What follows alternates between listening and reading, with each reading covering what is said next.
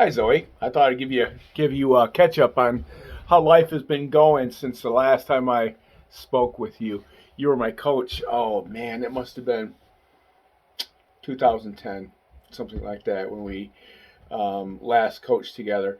I had probably I counted 7 different therapists. No joke, 7 different therapists in my marriage over a 30-year period until I met you and worked with you instead of therapists. What a waste of money all that was. I tell you what, all that therapy, the marriage counseling, the couples counseling that turned into me counseling somehow, all of that ridiculousness could have been short circuited if I had just met you first, because you gave me advice where everybody else tried to guide me into how to make my marriage better. And you were the first one I think that pointed out, dude, it just wasn't going to get better. That I'd have already seen what I was going to get. So 30 years of marriage to someone that treated me like crap, and it was purposeful. It wasn't. It was narcissism, is what it was. It was absolute controlling narcissism, and I was subjecting myself to it. Long story short was, I didn't know that until I coached with you. All the other therapists that I worked with, even when I pointed out to them that this relationship was toxic and abusive and all this other stuff, they counseled me to work on me and work on my heart and my soul. Christian counselors, and then the ones that were Freudian, they wanted to work on relationships and of dead people, basically that sort of thing. It was just all ridiculousness. The problem was I wasn't seeing myself the way you saw me and the way everybody else saw me. You said, "Wake up, Clint," in one of our sessions, and I thought that was the oddest thing. And then you said it again and again: "Wake up, wake up, wake up." And you woke me up to the fact that I wasn't seeing what was going on all these years.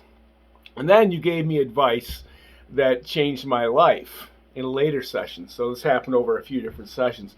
You said there's no hope that she's going to change, or she already would have. And the best thing you can do now is work on you and prepare yourself.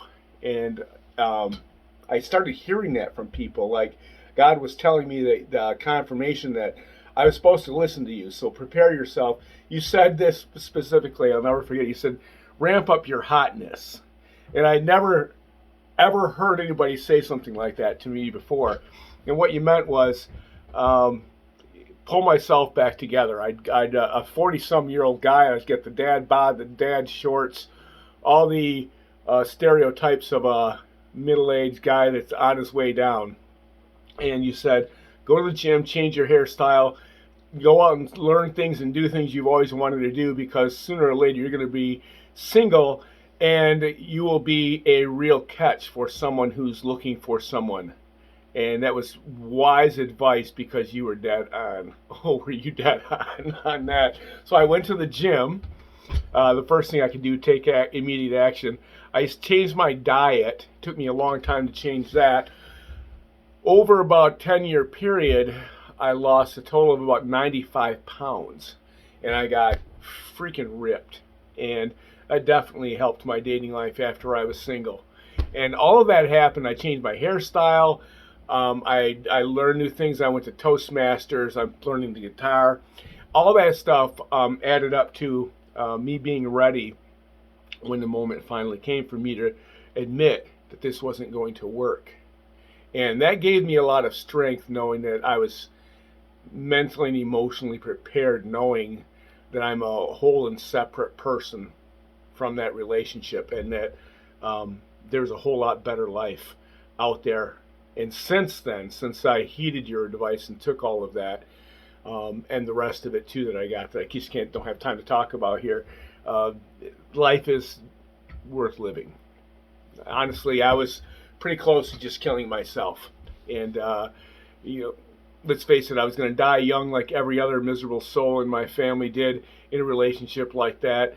And if I hadn't counseled with you and really worked this out in my own psyche and in my own spirit, I wouldn't have known what to do 10 years later.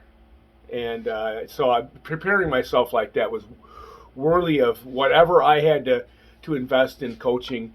And I don't really think I ever expressed to you how grateful I am that we crossed paths, and it made a big difference. It really did in how I lived the next 40 or 50 years of my life. I have a girlfriend, a couple of dogs. I live on a lake. Um, Still got my career. Everything's good except I don't have anxiety anymore. Everything's just so much better. So normal life. So I appreciate you. I really do. Um, if someone's planning on coaching with you, show them this video and just let them know that it's worth taking the time to at least to travel down that road inside yourself and do coaching instead of therapy. Therapy I thought was just a waste of time and money. So anyway, appreciate you. We'll talk sometime later. I'll talk to you later. Thanks.